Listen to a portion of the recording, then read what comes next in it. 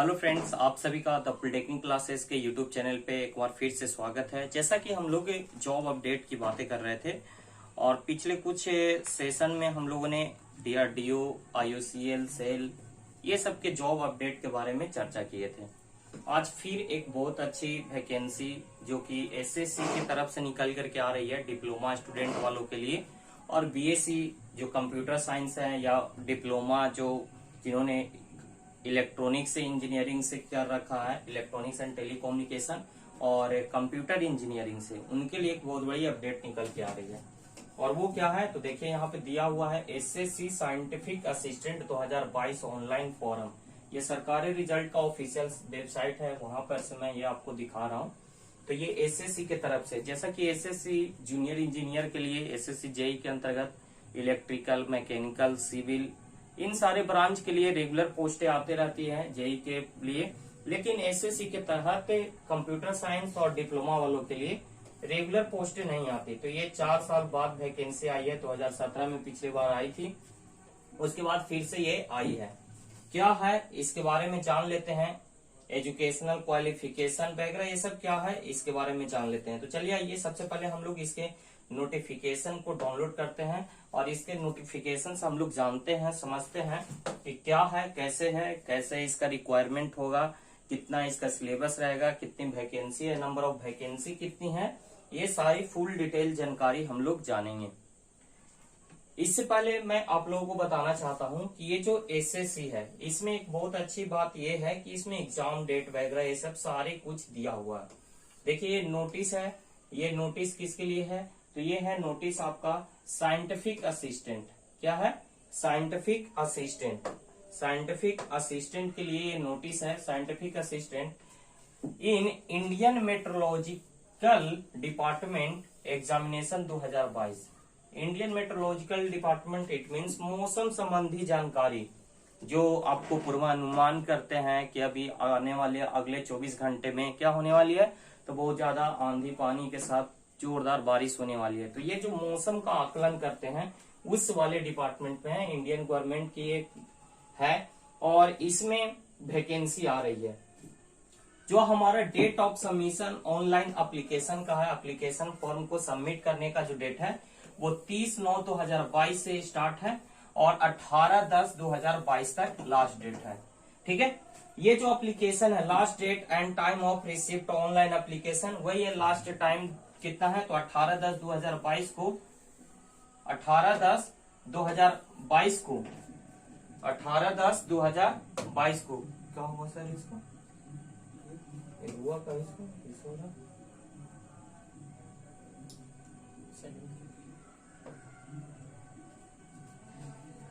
जो last date है वो कितना है तो ये है 18/10/2022 रात 11 बजे तक। ठीक है, उसके बाद कह रहा है कि last date of time for generation of offline challan. देखिए इसमें जो पेमेंट वगैरह सब करने की फैसिलिटी है वो ऑनलाइन के थ्रू भी है और ऑफलाइन के थ्रू भी है। तो ये ऑनलाइन का, ये ऑफलाइन अगर चलान के माध्यम से पेमेंट करते हैं तो 19/10/2022 तक लास्ट डेट है। उसके बाद दिया है last date and time for making online fee payment. जो फी पेमेंट है वो 20/10/2022 तक रात 11 बजे तक आप कर सकते हैं। उसके बाद last date for payment through challan है वो जो है 20/10/2022 से कर सकते हैं। ये सीधा सीधी बात समझिए। Date of window application form correction, एक बहुत अच्छी अपडेट है कि 25/10 तक आप क्या कर सकते हैं, फॉरम को करेक्शन कर सकते हैं। क्या कर सकते हैं? फॉरम को करेक्शन कर सकते हैं। मतलब कि अगर कुछ गलती हो जाता है तो वो आप करेक्ट करने की भी फैसिलिटी इसमें दे रखी है।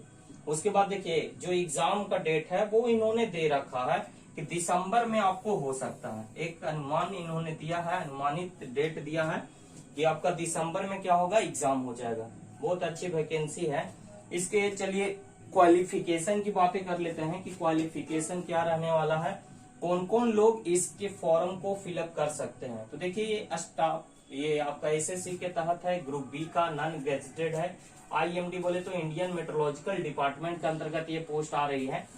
और इसमें जो है इलेक्जिबल कौन कौन है, जो एग्जाम होने वाला है। देखिए यहाँ पे क्या होने वाला है तो सीबीई कंप्यूटर बेस्ड एग्जामिनेशन होने वाला है, हिंदी इंग्लिश बोथ में होगा। और इसमें देखते हैं नंबर ऑफ वैकेंसीज वगैरह सब की बातें करते हैं कि क्या होने वाली है, कैसे होने वाली है, इस चीजों को समझते हैं।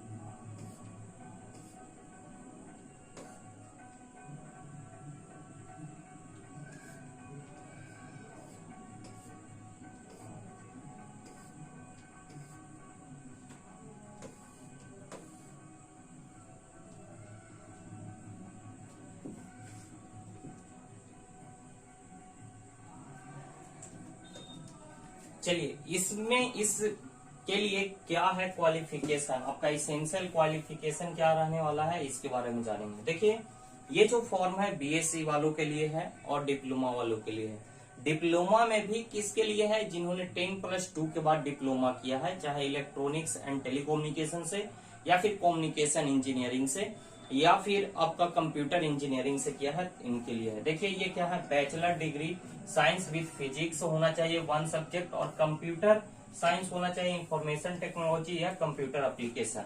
इन सभी से अगर बैचलर डिग्री किए हैं तब भी आप इलेक्जिबल हैं। या फिर और में इन्होंने दे रखा है diploma in electronics and telecommunication engineering, और उसके बाद है रिकॉग्नाइज्ड यूनिवर्सिटी से आपका होना चाहिए।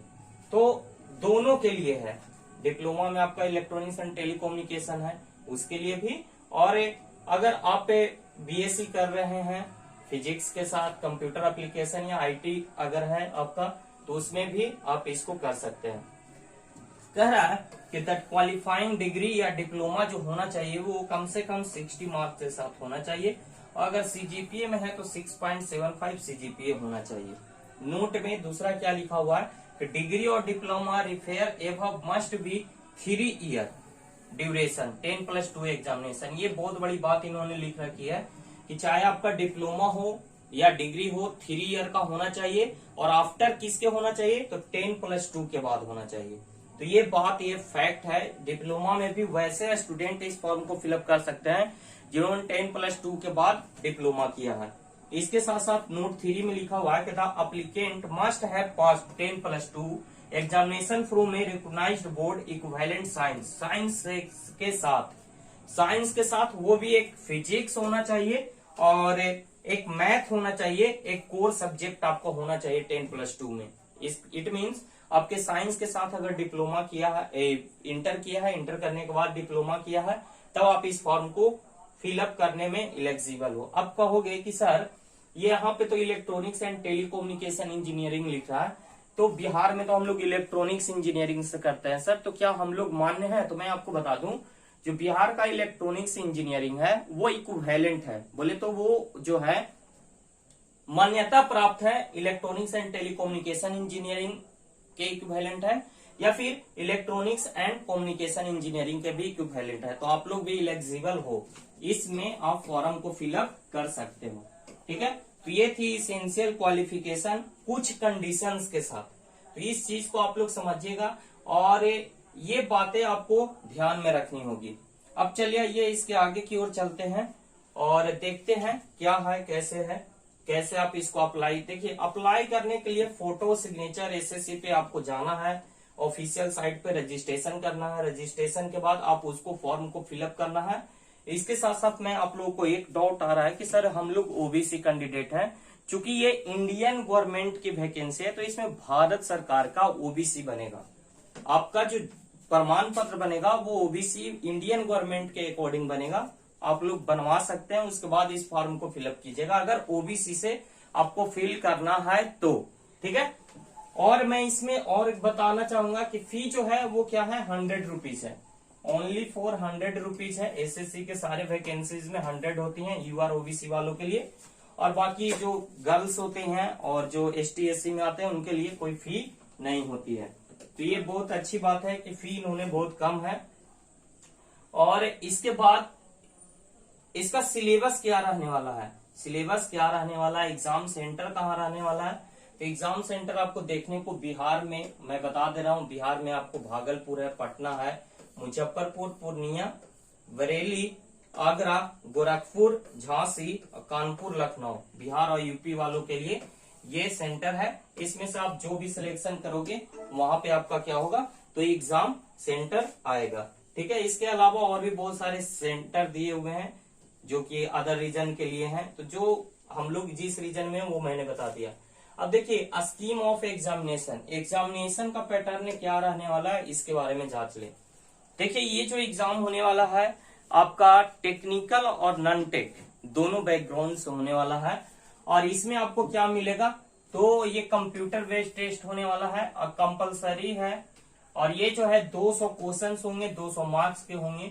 ठीक है, और टाइम कितना मिलेगा, तो 2 आवर्स का टाइम मिलेगा। सब्जेक्ट में पार्ट 1 होगा जो कि कंप्यूटर बेस्ड एग्जामिनेशन, इसमें पहला होगा जनरल इंटेलिजेंस एंड रीजनिंग का 25 क्वेश्चन आएंगे, और क्वांटिटी एप्टीट्यूड जो कि आप जनरल मैथ कहते हैं वो भी 25 नंबर का, फिर है इंग्लिश लैंग्वेज कॉम्प्रिहेंशन ये भी 25 नंबर का, और फिर है जनरल अवेयरनेस ये भी 25 नंबर का, जीके जीएस। तो ये जो है हमारा, ये जो है 100 टोटल 100 जो होंगे वो नॉन टेक के क्वेश्चन होंगे, और उसके बाद इसी दौरान आपका साथ में पार्ट 2 एग्जाम होगा। ये क्या होगा, तो कंप्यूटर बेस्ड, ये भी कंप्यूटर बेस्ड होगा। इसमें आपके जो भी सब्जेक्ट हैं, कोर सब्जेक्ट है, जैसे ब्रांच पेपर आप बीएससी किए हैं फिजिक्स से, तो फिजिक्स का क्वेश्चन आएगा। कंप्यूटर साइंस से है तो कंप्यूटर साइंस से आएगा, इंफॉर्मेशन टेक्नोलॉजी से है तो इंफॉर्मेशन टेक्नोलॉजी, और इलेक्ट्रॉनिक्स एंड टेलीकम्युनिकेशन वालों के लिए ये आएगा। ये भी 100 नंबर के क्वेश्चन पूछे जाएंगे, तो 100 टोटल 200 नंबर के क्वेश्चन होंगे, 200 क्वेश्चन होंगे और 200 नंबर के होंगे, और टाइम कितना मिलेगा, तो 120 मिनट, बोले तो 2 घंटे का समय आपको मिलने वाला है इसको करने के लिए। ठीक है, तो ये हो गया एग्जामिनेशन पैटर्न जो आपका है। और इसमें देखिए नेगेटिव मार्किंग रहने वाली है sir, there will be negative marking for 0.25, मतलब 1/4 नेगेटिव मार्किंग रहने वाली है, जैसा कि एसएससी के हर एक एग्जाम में होता है। ठीक है, तो ये हो गया।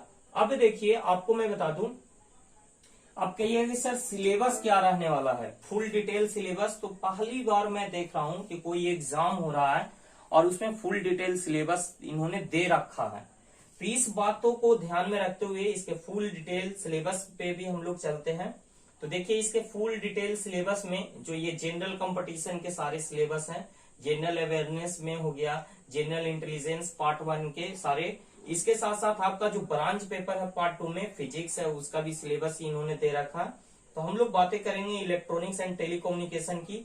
तो चलिए इलेक्ट्रॉनिक्स एंड टेलीकम्युनिकेशन के 2 पार्ट है, एक इलेक्ट्रॉनिक्स है और एक है टेलीकम्युनिकेशन। तो इलेक्ट्रॉनिक्स पार्ट से देखिए क्या क्या पूछा जाने वाला है, ये देख लेते हैं। तो इलेक्ट्रॉनिक्स पार्ट से इलेक्ट्रॉनिक्स का जो आपका कंडक्टर है, सेमीकंडक्टर है, इंसुलेटर है, magnetic passive component, characteristics, resistor, capacitor and inductor, PN junction, diode, forward reverse bias characteristics, equivalent circuit, diode, zener diode, application, clipping and clamping circuit के साथ साथ रेक्टिफायर सर्किट से इन्होंने क्वेश्चन पूछने का सिलेबस दे रखा है। इसके बाद आपका बीजेटी आता है, ये सारे कॉमन है, बेसिक्स हैं जो कि हम लोग पढ़ चुके हैं और इससे क्वेश्चंस बनते हैं, जैसे बाइपोलर, बीजेटी से फील्ड इफेक्ट, फिर फेट आ गया। उसके बाद आपका क्या है, मॉसफेट है, उसके बाद इमीटर फ्लोअर है, इसके एप्लीकेशंस है, नेगेटिव फीडबैक है, ट्रांजिस्टर एज ए स्विच है, multi stage amplifier, feedback oscillator, multivibrator, voltage regulation, power amplifier, ये सारे से आपके क्वेश्चंस बनेंगे। नेटवर्क से भी है, Thevenin theorem, Norton maximum power theorem, voltage current relationship, resistance, inductance, RLC circuit से related, delta conversion, star conversion, ये सारा कुछ दिया हुआ है। उसके बाद है डिजिटल इलेक्ट्रॉनिक्स का logic gates, De Morgan's theorem, ये Boolean algebra, frequency counter, flip flop, shift register, basic concept of digital analog, analog to digital converter, timing circuit, digital logic circuit और system code combinational logic circuit. तो ये हो गया हमारा electronics का core part. कहने का मतलब 3 पार्ट हमको देखने को मिल रहा है, एक EDC electronics device and circuit, उसके बाद नेटवर्क का और नेटवर्क के बाद डिजिटल का। ठीक है, उसके बाद टेलीकम्युनिकेशन में आते हैं तो बेसिक प्रिंसिपल ऑफ जो आपके कम्युनिकेशन सिस्टम है उससे क्वेश्चन पूछे जाएंगे, जिसमें सबसे पहला इन्होंने दे रखा है एंटीना के बारे में। Basic antenna principle, directivity gain, directivity, radiation pattern, broadside and end fire array, Yagi antenna, parabolic antenna, ground wave propagation, space ionosphere wave propagation से ये है, electromagnetic frequency spectrum, modulation, type of modulation, amplitude modulation, modulation index, power relation, AM generation, demodulation of AM, उसके बाद SSB single side band, उसके power, उसके advantage disadvantage, concept of balance modulator जो कि create करने के लिए इस्तेमाल किया जाता है, उसके बाद एसएसबी को जनरेशन, पायलट कैरियर, ये सारा फ्रीक्वेंसी मॉड्यूलेशन के बारे में, पल्स मॉड्यूलेशन के बारे में, और उसके सैम्पलिंग थ्योरम, पीएम हो गया, pulse amplitude, pulse time modulation, ये सारी कुछ है जो कि यहाँ पे दिया हुआ है, आपको फुल डिटेल सिलेबस के साथ दिया हुआ है। इसका पीडीएफ भी मैं आप लोग को सेंड कर दूंगा ग्रुप में, ताकि आप इसको अच्छे से प्रिंट आउट निकलवा करके इसके अकॉर्डिंग प्रिपरेशन कर सको। डिजिटल कम्युनिकेशन में मल्टीप्लेक्सिंग एक बहुत रोल अदा करता है, एफडीएम और टीडीएम, फ्रीक्वेंसी डिवीजन मल्टीप्लेक्सिंग और टाइम डिवीजन मल्टीप्लेक्सिंग, ये भी आपके सिलेबस में ऐड किया हुआ है, ठीक है। उसके बाद प्रोपोगेशन से है, डिजिटल कम्युनिकेशन का इंट्रोडक्शन है, optical fibre, propagation of light, optical fibre, VHF, UHF, microwave frequency, satellite communication से रिलेटेड, ये सारे जो पार्ट हैं कम्युनिकेशन से रिलेटेड है। इट मीन्स 3-4 पार्ट हमको देखने को मिल रहा है। एक EDC पूरा रोल अदा कर रहा है, उसके बाद नेटवर्क है, और उसके बाद है डिजिटल, और उसके बाद है कम्युनिकेशन। बेसिक कम्युनिकेशन से लेकर के डिजिटल कम्युनिकेशन तक, बेसिक कम्युनिकेशन से लेकर के डिजिटल कम्युनिकेशन तक, तो ये सारी चीजें पूछा जा रहा है। और ये चीजें आपके बहुत इंपॉर्टेंट रखने वाली है, क्योंकि यहाँ पे एक आप फैक्ट बात कर लो, यहाँ पे टोटल जो नोटिफिकेशन में पोस्ट दिया हुआ है वो टोटल पोस्ट है 990 टोटल पोस्ट है 990, और इसमें ऑल एलिजिबल हैं, जितने भी BSc वाले कैंडिडेट हैं, फिजिक्स वाले, कंप्यूटर साइंस वाले, IT वाले, जिन्होंने डिप्लोमा कर रखा है 10+2 के बाद इलेक्ट्रॉनिक्स एंड टेलीकम्युनिकेशन के साथ, ये भी एलिजिबल है। तो ये ऐसी बेनिफिट बातें देखिए, एक फोटो सिग्नेचर और एक आपका OBC का सर्टिफिकेट जो है अगर है तो, क्योंकि उसका सर्टिफिकेट नंबर वो भी किसका, तो सेंट्रल गवर्नमेंट का होना चाहिए। बिहार की वैकेंसी नहीं है कि बिहार वाला चलेगा, क्या होना चाहिए, सेंट्रल गवर्नमेंट की होनी चाहिए, या फिर कोई ID आपका होना चाहिए। देखिए क्या क्या है इसमें, आपका पासपोर्ट साइज का रिसेंट कलर फोटो होना चाहिए, ओरिजिनल फोटो ID होना चाहिए, ये सारे प्रूफ आपको लगेंगे जो कि आपको फिलअप करने में लगेंगे, और ये सब डॉक्यूमेंट वेरिफिकेशन की बातें जब सिलेक्शन हो जाएगा तब। तो ये जो है हमारा एक एग्जाम होने वाला है, कंप्यूटर बेस्ड एग्जाम, उसी के अनुसार पे कह रहा है कि candidate within the range of merit 10 vacancy for the category having up to 10 vacancy आपको बुलाया जाएगा, और डॉक्यूमेंट वेरिफिकेशन के लिए, मतलब कि अगर 10 वैकेंसी है तो 50 लोगों को बुलाया जाएगा, 5 गुना को बुलाया जाएगा, ठीक है।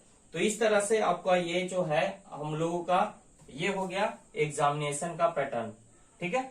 तो इस तरह से हमारा एग्जामिनेशन का पैटर्न भी हम लोगों ने देख लिया, तो बहुत अच्छी वैकेंसी है। मैं कहना चाहूंगा कि आप लोग इसको जरूर फिलअप करें, और टेक्निकल के साथ साथ नॉन टेक की भी तैयारी स्टार्ट कर दें, ताकि आपको किसी तरह का कोई डाउट ना हो। तो ये वैकेंसी है IMD की निकल रही है, बहुत बड़ी अपडेट है, तो इसके फॉर्म को फिलअप कर दे और तैयारी में लग जाए, ताकि आपको कोई किसी तरह का कोई प्रॉब्लम ना हो। तो चलिए मिलेंगे नेक्स्ट वीडियो में नेक्स्ट अपडेट के साथ, तो बने रहिए द पॉलिटेक्निक क्लासेस के साथ। टोटल वैकेंसी 990 है, इतनी बड़ी लार्ज वैकेंसी कभी देखने को मिलती नहीं है इलेक्ट्रॉनिक्स वालों के लिए, तो थोड़े से ये ध्यान देने वाली बात है कि आप इसमें अच्छे तरीके से ट्राई करते रहें। और देखिए टोटल वैकेंसी जो है वो कितनी है, 990, ये बातें ध्यान में रख लें। ऐसी मौका बार बार आपको नहीं मिलेगी, ये जो मौका है चौका लगाने वाला है। 10, 12, 15 देखा था, 100 देखा था, DRDO में 192 आया था, पर यहाँ पे 990, और इसमें ऑल टू ऑल लोग इलेक्जिबल है, कोई अलग अलग करके नहीं दिया हुआ है कि इलेक्ट्रॉनिक्स वालों के लिए इतना है और फिजिक्स वालों के लिए इतना है। तो ये बहुत बड़ी अपॉर्चुनिटी आपको निकल के आ रही है, इस फॉर्म को फिलअप करें और तैयारी करें। चलिए मिलेंगे नेक्स्ट वीडियो में नेक्स्ट अपडेट के साथ, तो बने रहिए द पॉलिटेक्निक क्लासेस के साथ।